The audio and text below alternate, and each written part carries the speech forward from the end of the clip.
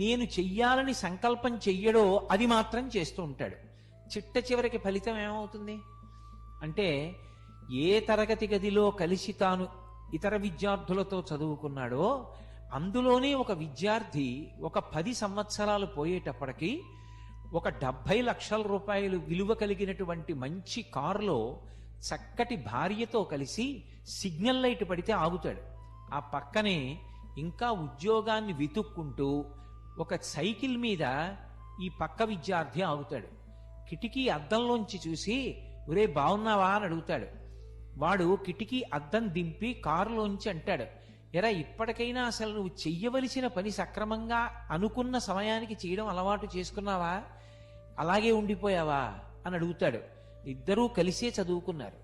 ఇద్దరికీ తండ్రి ఒకలాగే కట్టాడు ఫీజులు. ఇద్దరి తండ్రులు వృద్ధిలోకి రావాలనే కోరుకున్నారు. వాడు 70 లక్షల